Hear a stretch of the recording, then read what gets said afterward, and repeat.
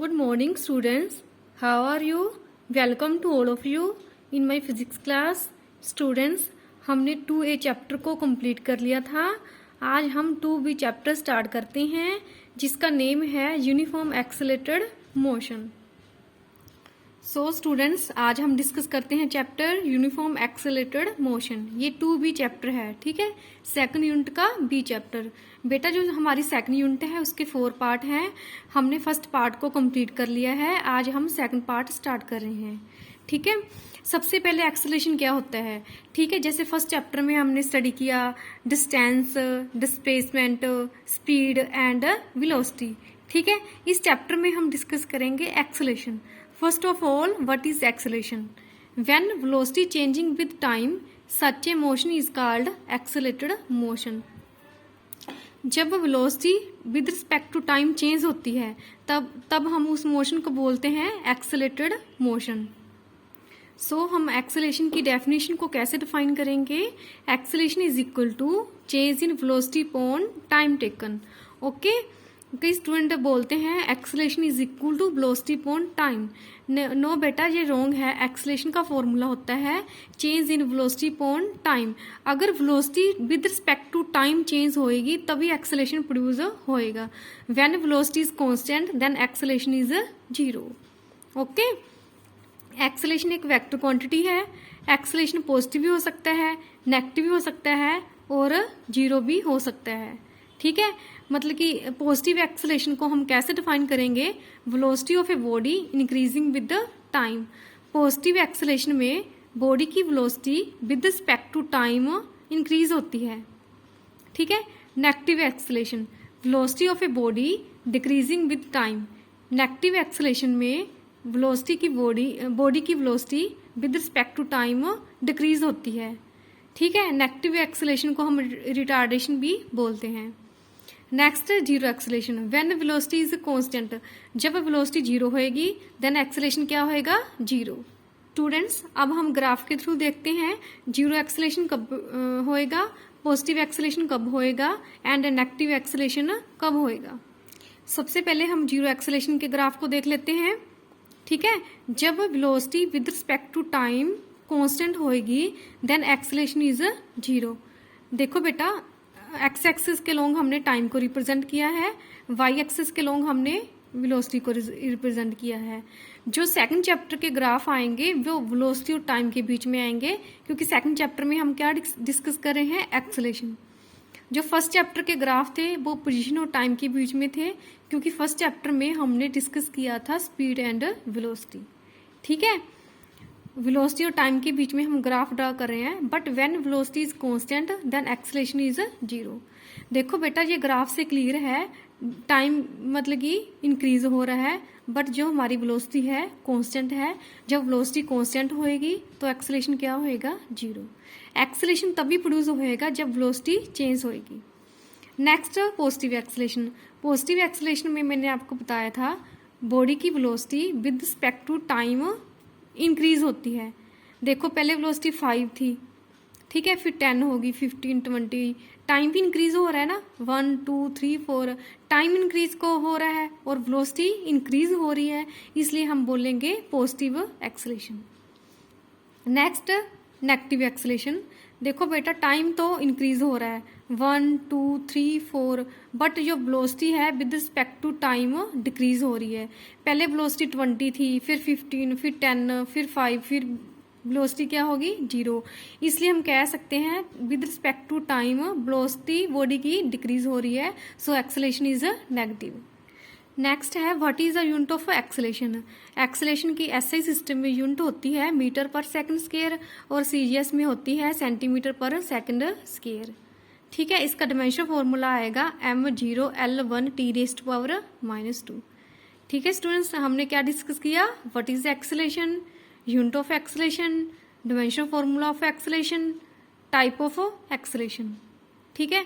मतलब कि अगर बॉडी की वेलोसिटी पॉजिटिव होएगी, नेगेटिव होएगी, 0 होएगी, तो एक्सेलरेशन पॉजिटिव, नेगेटिव और 0 होएगा.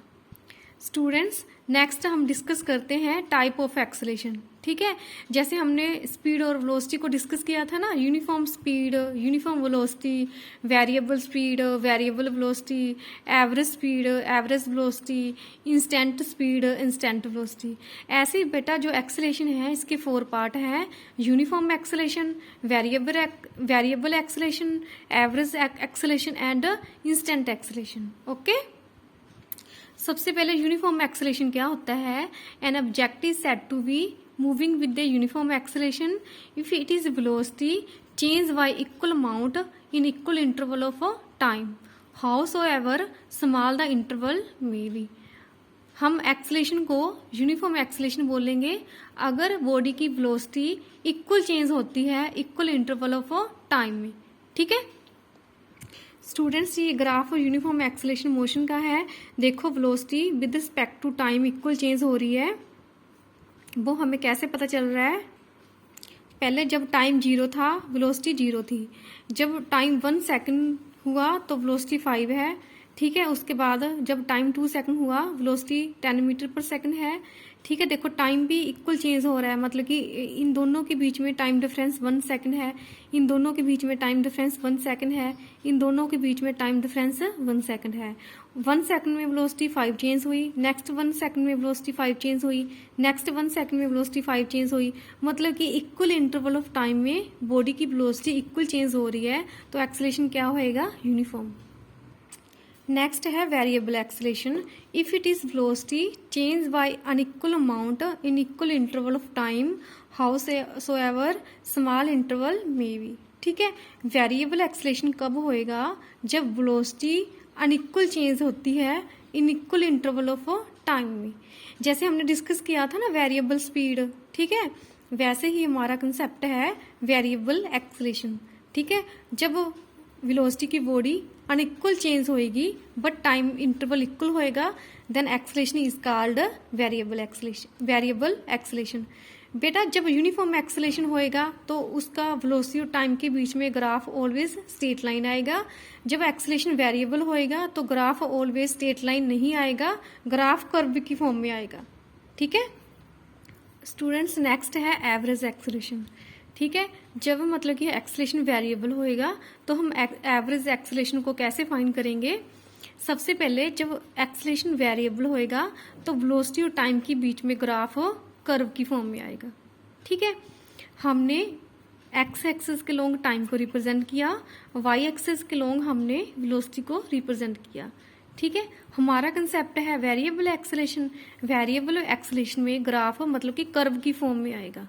ठीक है, जब एक्सेलेरेशन वेरिएबल होएगा तो हम एवरेज एक्सेलेरेशन को कैसे फाइंड करेंगे? हमने क्या किया, कर्व के ऊपर 2 पॉइंट ले लिए, point A and point B. ठीक है, तो पॉइंट ए पे वेलोसिटी v1 है, टाइम t1 है, पॉइंट बी पे वेलोसिटी v2 है, टाइम t2 है। ठीक है, एवरेज एक्सेलेरेशन का फॉर्मूला होता है total change in velocity upon total time taken. ठीक है, जहाँ हम ऐसे भी कह सकते हैं किसी गिवन टाइम इंटरवल में कितनी वेलोसिटी चेंज होती है।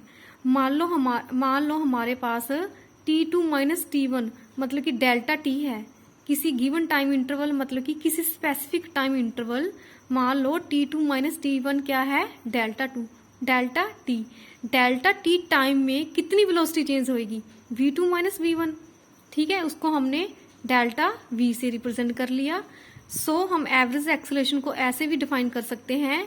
ठीक है, किसी गिवन टाइम इंटरवल में कितनी वेलोसिटी चेंज हो रही है। एवरेज एक्सेलेरेशन का सिंबल है AAV is equal to delta V upon delta T। Students, अब हमारे पास ये मतलब कि एवरेज एक्सेलेरेशन वेरिएबल एक्सेलेरेशन का ग्राफ है। इसमें हम average acceleration delta V upon delta T कैसे फाइंड करेंगे? हम क्या करेंगे, जो हमारे पास कर्व है वहाँ पे हम एक टेंजेंट ड्रा करेंगे। ठीक है, AB कर्व पे हमने एक टेंजेंट ड्रा किया, फिर हम टेंजेंट का क्या फाइंड करेंगे, मतलब कि एक स्ट्रेट लाइन होगी ना हमारी। ठीक है, हम इस स्ट्रेट लाइन का एक क्या फाइंड करेंगे? स्लोप का फॉर्मूला होता है vertical distance upon horizontal distance. ठीक है, तो tan थीटा किसके आएगा? इक्वल टू, मतलब कि अगर हमने इस पॉइंट को C कंसीडर कर लिया, tan theta is equal to perpendicular upon base होता है। ठीक है। tan theta is equal to BC upon AC। BC क्या है हमारे पास, डेल्टा V, और AC क्या है हमारे पास, डेल्टा T। सो हम ऐसे कह सकते हैं वेरिएबल मतलब कि एक्सेलेरेशन में slope of the straight line, हमारे पास एक्सेलेरेशन तो वेरिएबल है but slope of the straight line, क्योंकि वेरिएबल एक्सेलेरेशन में ग्राफ कर्व की फॉर्म में आया था, उस कर्व पे हमने एक स्ट्रेट लाइन को ड्रा किया। जब हमने स्ट्रेट लाइन का स्लोप फाइंड किया tan theta is equal to BC upon AC, तो क्या आ गया हमारे पास, एवरेज एक्सेलेरेशन। ठीक है। स्लोप का फॉर्मूला होता है vertical upon horizontal distance. Next बेटा है इंस्टेंट एक्सेलेरेशन। इंस्टेंट एक्सेलेरेशन का मतलब होता है जब एक्सेलेरेशन वेरिएबल होता है, किसी पर्टिकुलर इंस्टेंट पे या किसी पर्टिकुलर टाइम पे acceleration of the body is called instant acceleration. ठीक है। हम मान लो सुरदुलगढ़ से सिरसा जा रहे हैं, हमारी जो मतलब कि ये मोशन एक्सेलेटेड है, किसी पर्टिकुलर पॉइंट पे मतलब कि क्या एक्सेलेरेशन प्रोड्यूस होएगा या पर्टिकुलर पोजीशन पे क्या एक्सेलेरेशन है, that acceleration is called instant acceleration. ठीक है। ये तो इसका मीनिंग है, मतलब कि पर्टिकुलर टाइम या पर्टिकुलर पोजीशन पे एक्सेलेरेशन होएगा, that is called instant acceleration. इसको हम कैसे डिफाइन करते हैं, मैथमेटिकली इसको हम कैसे डिफाइन करते हैं, it is defined as the limiting value of the average acceleration. देखो बेटा ध्यान से, इसका क्या मीनिंग है, ये एक मैथमेटिक टूल है। ठीक है। It is defined as the limiting value of the average acceleration. हमने एवरेज एक्सेलेरेशन को कैसे डिफाइन किया था, delta V upon delta T। ठीक है। लिमिटिंग वैल्यू, लिमिटिंग वैल्यू का मतलब वो टाइम जब टाइम इंटरवल वेरी स्मॉल है। ठीक है। Limit delta T tends to 0 का मतलब है जो टाइम इंटरवल है, मतलब कि T2 माइनस T1 ये टाइम इंटरवल है ना, इसको हमने डेल्टा T से रिप्रेजेंट किया है। This time interval is very small. ठीक है। Limit delta T tends to 0 delta V upon delta T। It is defined as the limiting value of the average acceleration in a small interval, ठीक है, around the given instant when time interval tends to 0। जब acceleration variable है, ठीक है, जब उस variable acceleration में मतलब कि डेल्टा T टेंस टू 0 है, ठीक है, तब हम एक्सेलेरेशन को बोलेंगे इंस्टेंट एक्सेलेरेशन। मैंने आपको मैथमेटिक टूल बताया था। मान लो हमारे पास ये टर्म है, ठीक है, delta V upon delta T। यहाँ पे जो अपॉन में टर्म है उसकी limit delta T tends to 0 है, तो ये सारी टर्म डेरिवेशन में चेंज हो जाएगी। ठीक है। अब हम इस सारी टर्म को किस में चेंज कर देंगे, डेरिवेशन में। बेटा ये डेरिवेशन का सिंबल है, जैसे प्लस का सिंबल होता है ना, प्लस, माइनस का सिंबल होता है माइनस, ये माइनस का सिंबल है, ये मल्टीप्लाई का सिंबल है, ये क्या है, डिवाइड का सिंबल। ये सारे मैथमेटिक टूल है ना। D अपॉन dt ये किसका सिंबल है, डेरिवेशन का। ठीक है। डेरिवेशन का मतलब होता है हम किसके विद रिस्पेक्ट टू डेरिवेशन कर रहे हैं, हम किसके विद रिस्पेक्ट टू डेरिवेशन कर रहे हैं, t के, इसलिए यहाँ पे t आ जाएगा। हम किसका डेरिवेशन कर रहे हैं, वेलोसिटी का, इसलिए ऊपर आ जाएगा वेलोसिटी। ठीक है। इसलिए इंस्टेंट एक्सेलेरेशन किसके इक्वल आ जाएगा, dvp अपॉन dt। ठीक है। बेटा जब डेरिवेशन मतलब कि यूज होएगा, मैं सारा आपको डेरिवेशन का कंसेप्ट समझा दूंगी। ठीक है। अब हम वेलोसिटी को कैसे लिख सकते हैं, dx अपॉन dt, क्योंकि इंस्टेंट वेलोसिटी को हमने कैसे लिखा था, dx अपॉन dt। ठीक है। अब क्या हो गया, d का स्केयर अपॉन dt का स्केयर। सो हम इंस्टेंट एक्सेलेरेशन को कैसे डिफाइन कर सकते हैं, d square x upon dt का स्केयर। मतलब कि हमारे पास x क्या है, पोजीशन, वो with respect to time change हो रही है। अगर हम उसका डबल डेरिवेटिव कर देंगे तो हमारे पास आ जाएगा इंस्टेंट एक्सेलेरेशन। सो हम मतलब कि instant acceleration is defined as the slope of the tangent of the velocity time graph at the position corresponding a given instant of time. इसका क्या रीजन है, when delta T tends to 0 point B approach to A। देखो ये हमारे पास मान लो curve है, जब मतलब कि डेल्टा T बहुत स्मॉल होएगा तो जो A पॉइंट है B के बिल्कुल अप्रोच में आ जाएगा ना, बिल्कुल क्लोज में आ जाएगा। तो कर्व है किसकी, मतलब कि कर्व में हम क्या ड्रा कर सकते हैं, टेंजेंट। ठीक है। कर्व किस फॉर्म में चेंज हो जाएगा, टेंजेंट में। ठीक है। क्योंकि पहले तो कर्व था, जब point A is very close to B तो कर्व किस में चेंज हो जाएगा, स्ट्रेट लाइन में, टेंजेंट में। Point B approach to point A, line A B would become tangent to the curve of the tangent to the curve at the point A. ठीक है, जो लाइन थी वो किस में चेंज हो जाएगी, टेंजेंट में। देखो स्टूडेंट्स, ये हमारे पास वेलोसिटी टाइम का ग्राफ है। देखो ये वेलोसिटी टाइम ग्राफ कर्व की फॉर्म में है। अगर ये पॉइंट ए बी के वेरी क्लोज हो जाएगा तो कर्व पे ये क्या हो जाएगा, टेंजेंट। क्योंकि देखो ये हमारे पास क्या है, कर्व है। ठीक है, कर्व मतलब कि कर्व पे टेंजेंट क्या होता है, जो मतलब कि हम एक सिंगल पॉइंट पे ड्रा कर सकते हैं जो रेडियस के परपेंडिकुलर होता है। जब पॉइंट ए बी के क्लोज हो जाएगा तो ये कर्व किस में चेंज हो जाएगा, टेंजेंट में। सो हम इंस्टेंट एक्सेलरेशन को कैसे डिफाइन कर सकते हैं, instant acceleration is defined as the slope of the tangent to the velocity time graph. ठीक है, जो वेलोसिटी टाइम ग्राफ का टेंजेंट है उसका स्लोप क्या रिप्रेजेंट करेगा, इंस्टेंट एक्सेलरेशन। ठीक है, जो वेलोसिटी टाइम ग्राफ का मतलब कि स्ट्रेट लाइन है उसका स्लोप क्या रिप्रेजेंट करेगा, एवरेज एक्सेलरेशन। ये दोनों के बीच में डिफरेंस है। ओके स्टूडेंट्स, आज हमने एक्सेलरेशन को डिस्कस किया, टाइप ऑफ एक्सेलरेशन को डिस्कस किया। ठीक है, आपने अच्छे से इसके नोट्स बनाने हैं। कोई भी प्रॉब्लम हो तो मेरे साथ कंसल्ट करनी है। Okay, thank you, have a nice day.